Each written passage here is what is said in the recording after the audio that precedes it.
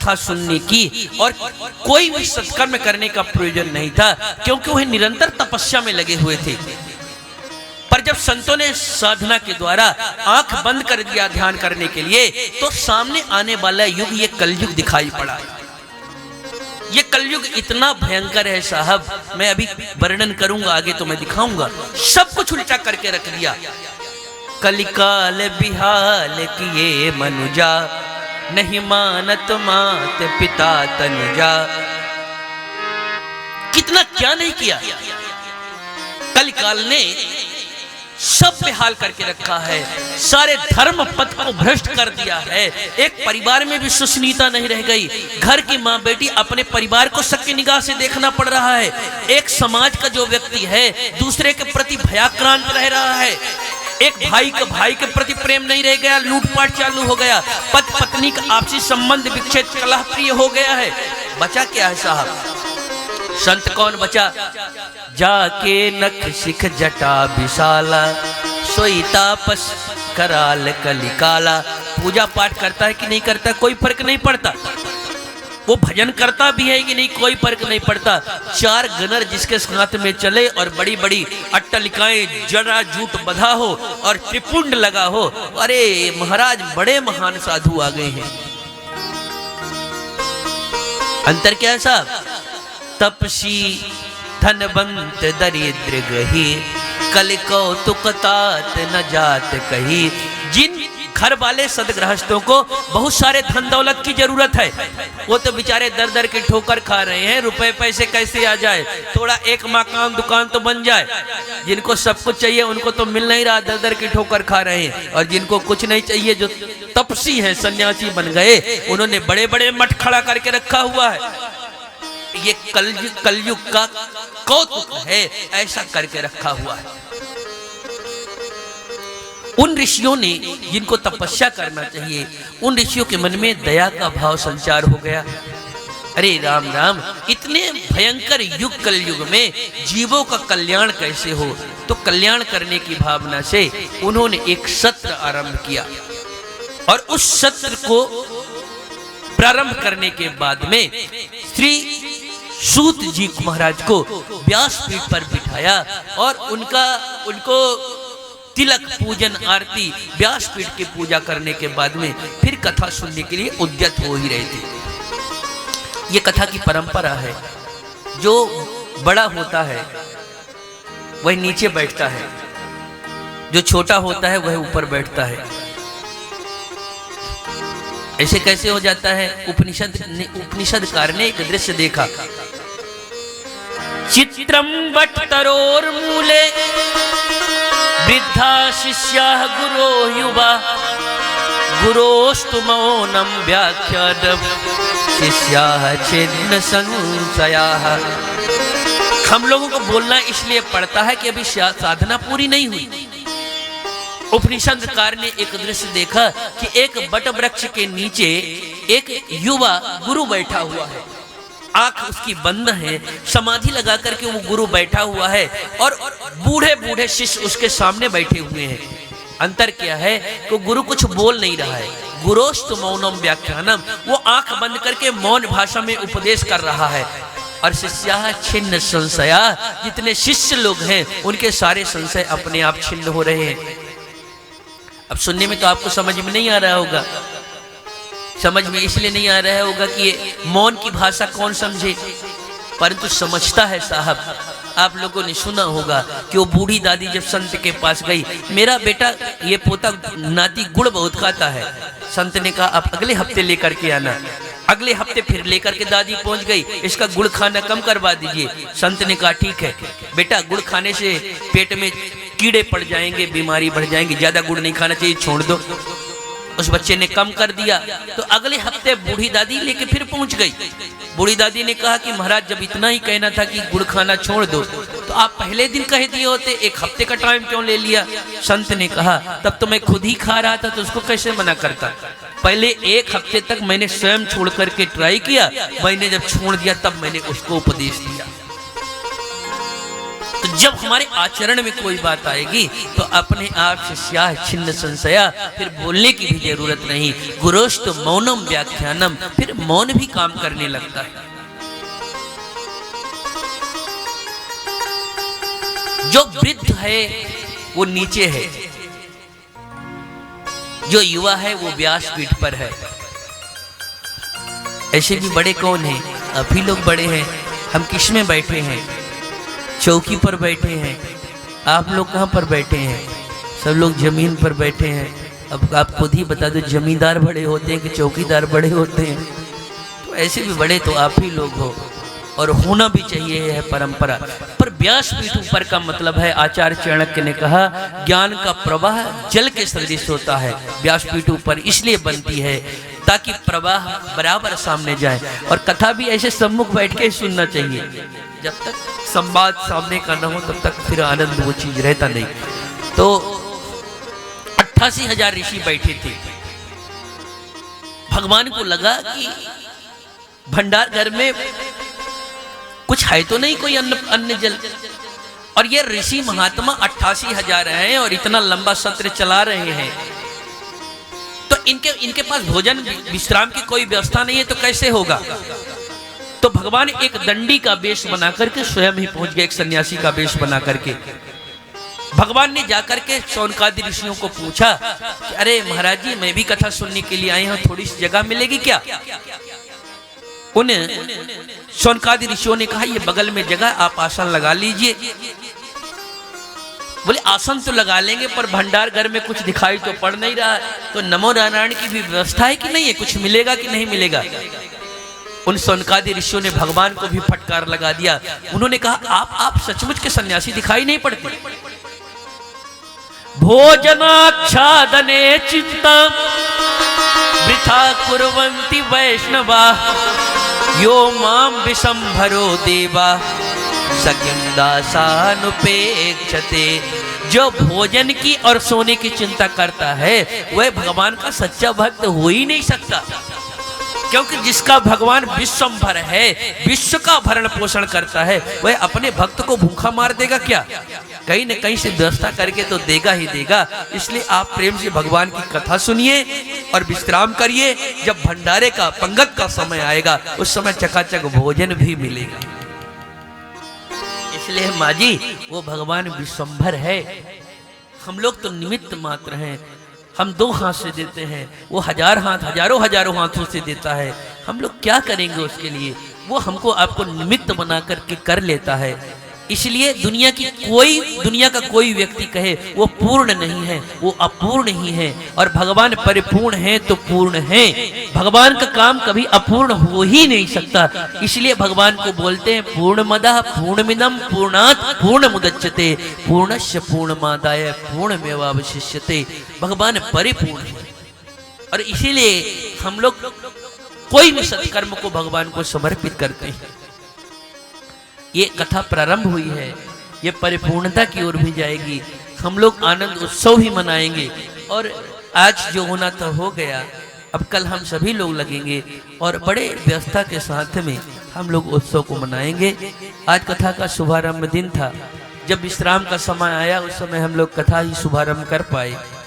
तो एक बात बोल लें, आचार्यों का, पंडितों का, ये इन लोगों की व्यवस्था ही ऐसी होती है। हम लोगों का नियम ही है, जब हम लोगों को कहीं जाना होता है तो हम लोग 15 मिनट पहले जल्दी मचती है, कुछ करना है। ये हो गया कुछ न कुछ, घी का लड्डू बन जाए, टेढ़ा मेढ़ा भी बन जाए तो स्वादिष्ट ही होता है। भगवान की कथा है तो वो अच्छी ही होगी, भगवान कथा कभी बुरी हो नहीं सकती। तो फिर बाकी शेष कथाएं आज शुभारंभ हम लोगों ने किया है। धुंधकारी इत्यादि जो भी चरित्र हैं वो बड़े अद्भुत चरित्र हैं। कल हम लोग प्रथम स्कंध में प्रवेश करने की पूरी कोशिश करेंगे। समासव व्यास योग्यता कुछ संक्षिप्त करके कुछ आगे बढ़ा करके। पर उससे पहले मेरी इच्छा यह थी कि मैं गुरुजी का आशीर्वाद लेकर के ही फिर कथा को शुभारंभ करूं। इन व्यवस्थाओं के व्यतिक्रम के चलते हम लोग कथा को शुभारंभ करना पड़ गया विलंबता कारण। मैं चाहता हूं कि अब गुरु जी का 2 मिनट आप लोग 2 श्लोक रखिए या गुरु जी जैसे चाहे, तो उसके बाद आरती प्रसाद लेकर के आज कथा को विश्राम। कल का जो सुनियोजित समय है 2 बजे हमारे भाई लोग सब संगीत की टीम आ जाएगी। मेरी माँ जी का एक खास निर्देश रहता है, कोई आए चाहे ना आए आप टाइम से आ जाइए। तो मैं तो 3 बजे पहुंच जाऊंगा और कोशिश करूंगा पहुंच जाऊं। तो वैसे बोल करके मिथ्या भाषण नहीं करना चाहिए, थोड़ी आगे पीछे हो जाए तो हम लोग ठीक टाइम से कथा प्रारंभ करेंगे और विश्राम भी देंगे। जिसके भाग्य में होगा वो आ ही जाएगा, जिसके भाग्य में नहीं होगा, पाप ज्यादा होगा, वो कथा में कभी नहीं आएगा। आ जाएगा तो बैठेगा नहीं, यहाँ वहाँ सुनता रहेगा। तो भगवान की जिसके जिसके प्रारब्ध में होगा वो लोग आएंगे सुनेंगे। बस हम भगवान के हैं, भगवान के लिए हैं, वो काम हम लोग करेंगे। श्रद्धे गुरु जी को सुनने के बाद फिर हम लोग आरती प्रसाद लेके प्रस्थान।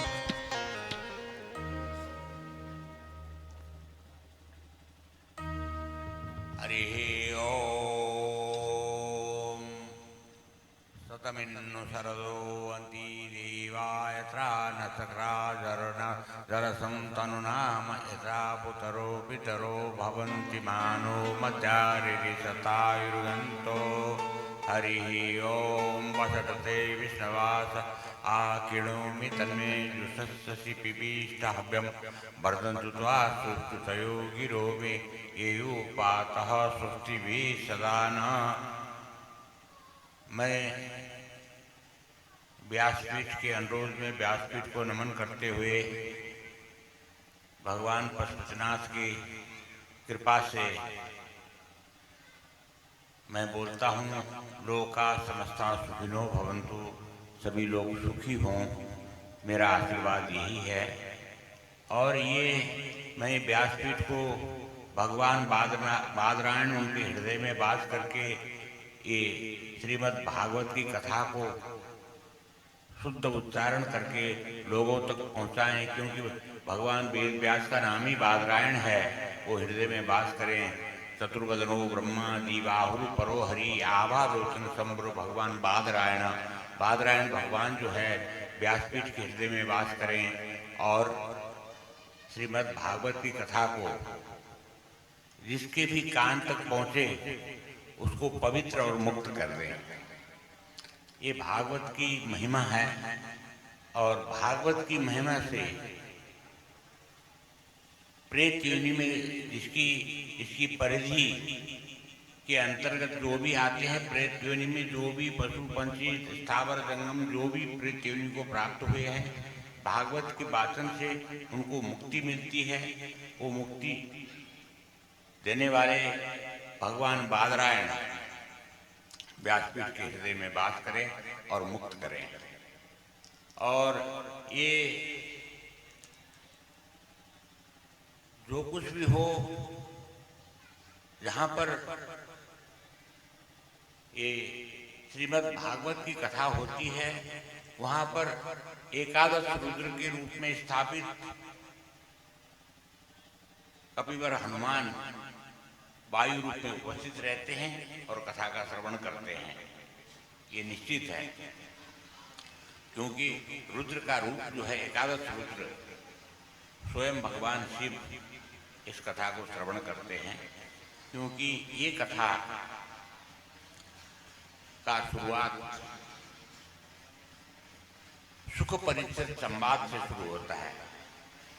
ये सुख परिचित सुख वही थे जिन्होंने मतलब अमर गुफा में भगवान शिव से अमर कथा सुनी थी। वही अमर कथा मैंने कैसा कहा था और इसने कैसा सुनाया, ये सुनने के लिए भगवान निश्चित रूप से भोलेनाथ उपस्थित रहते हैं। इस बात को भी ख्याल किया जाए। और ये भगवान भोलेनाथ, क्योंकि उनके द्वारा वो सुख को सुनाया हुआ कथा, वही कथा जो है भगवान सुखदेव राजा परीक्षित को सुनाते हैं। तो वो परीक्षा लेने के लिए आते हैं कि मेरी सुनाई हुई कथा ये कैसे कह रहा है और उसमें कितनी सत्यता है। ये सब सुनने के लिए भगवान भोलेनाथ स्वयं उपस्थित रहते हैं। इस बात का भी ख्याल किया जाए। और हरिओम तत्सत। लोका समस्ता सुखिनो भवन्तु, लोका समस्ता सुखिनो भवन्तु। हम भगवान ब्रह्मदेव के उससे हम यही कहते हैं, हम ब्राह्मण सर्वभूतो हितेरता, हम सबके कल्याण की कामना करते हैं। कोई भी कथावाचक या कर्मकांडी ब्राह्मण हमेशा लोगों की सुख और शांति की कामना करते हैं, और इसलिए जो है ये पूज्य हैं और इनसे आशीर्वाद प्राप्त होता है। और इनके आशीर्वचन से मृत्युर्मा अमृतम गमय हो जाता है। मृत्युर्मा अमृतम गमय का मतलब है मृत्यु के बाद मोक्ष प्राप्त होती है। हरिओम तत्सत। शुभम भवतु कल्याणम वस्तु।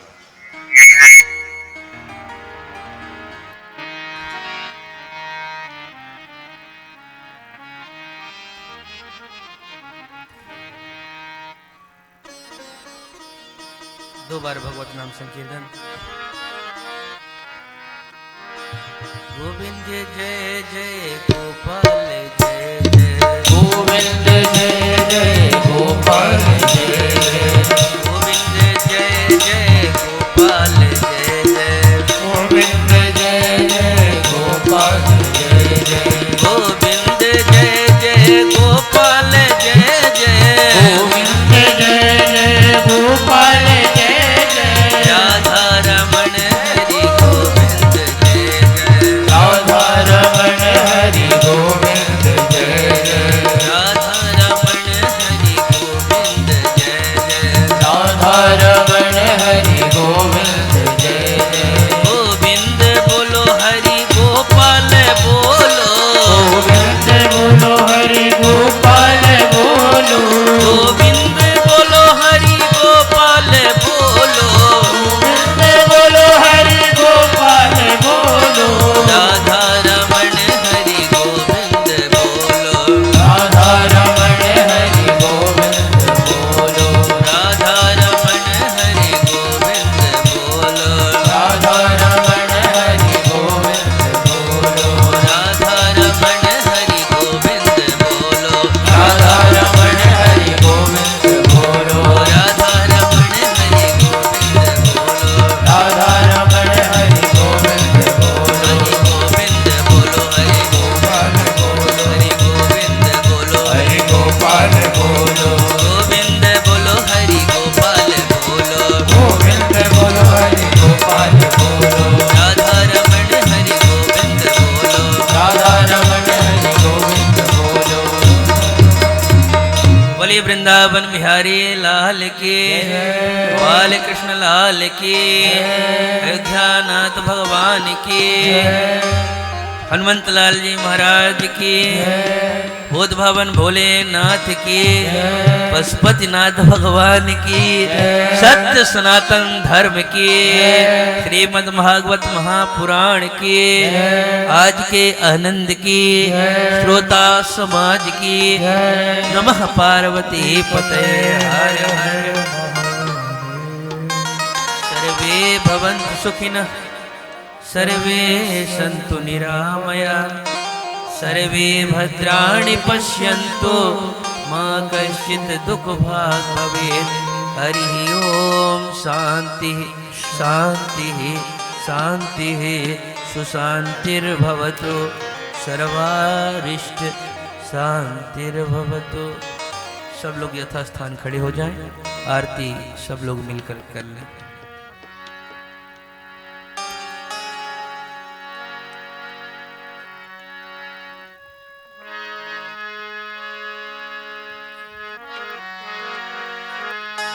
श्री भागवत भगवान की है आरती, है आरती, पापियों को पाप से हटारती आरती।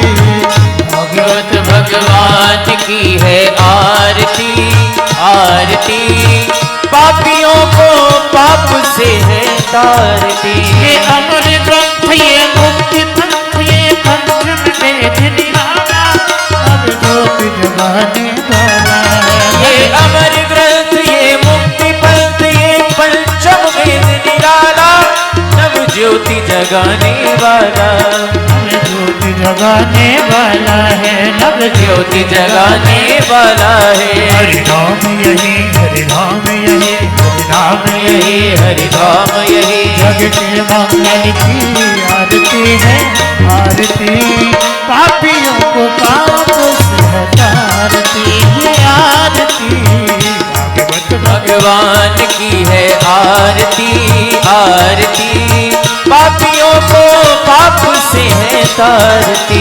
शास्त्र गीत सावन पुनीत पापों को मिटाने वाला, हर दर्श कराने वाला है। शांति गीत पावन पुनीत पापों को मिटाने वाला, हरि दर्श कराने वाला। ये सुख करने ये दुख हरने, ये सुख करने ये दुख हरने, श्री मधुसूदन की आरती है, आरती पापियों को पाप से हटारती ये आरती श्री भागवत भगवान की है आरती, आरती पापियों को पाप से है तारती। मगरी बोल जग पंथ बोल संसार को बताने को बनाने वाला है। ये मधुर बोल जगपंथ कोल सन्मार्ग बताने वाला, बिगड़ी को बनाने वाला।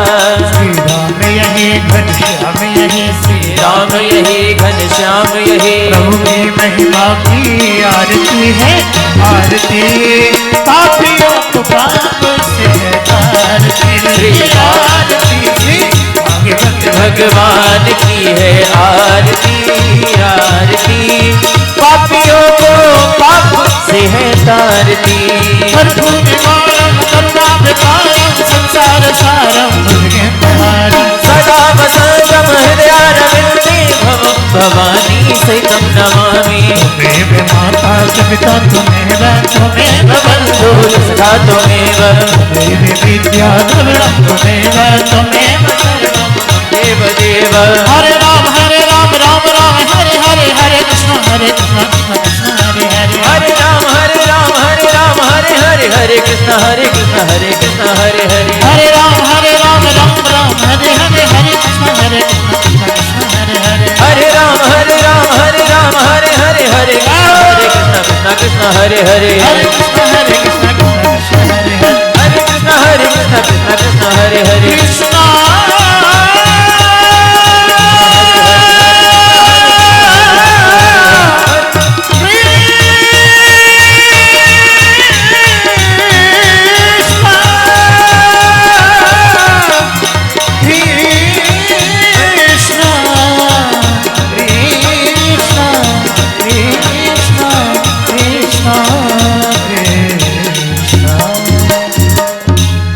जलेन शीतलीकरणम आत्मा विवंदनम देवता विरंदनम आरार्तिक्यग्रहणम हस्ते अक्षत पुष्पाणि गृहीत्वा नाना सुगंधि पुष्पाणि यथा कलोद्भवानि च पुष्पांजलिर्मया दत्ता गृहाण परमेश्वर।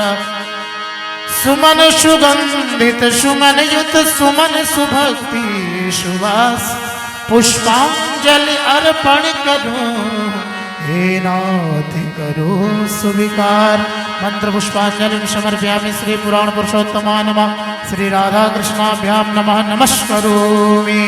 बोल बाके बिहारी लाल की, यमुना महारानी की जय हो। वृंदावन धाम की जय हो। भागवत महापुराण की जय हो। सद्गुरुदेव भगवान की जय हो। पूज्य महाराज श्री की जय हो। आज के आनंद की जय हो। यज्ञ और यजमान की जय हो। उनके माता पिता की जय हो। उनके गुरु गोविंद की जय हो। समस्त भक्तों की जय हो। सभी धामों की जय हो। सभी नदियों की जय हो। सभी तीर्थों की जय हो। जय जय श्री राधे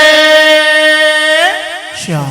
आप सभी लोग आरती और प्रसाद लेकर के ही अपने गंतव्य स्थान को प्रस्थान करेंगे और कल समय का विशेष ध्यान रखेंगे। 2 बजे से दोपहर को 2 बजे से कथा का समय है। 2 बजे से ये कथा प्रारंभ हो जाएगी।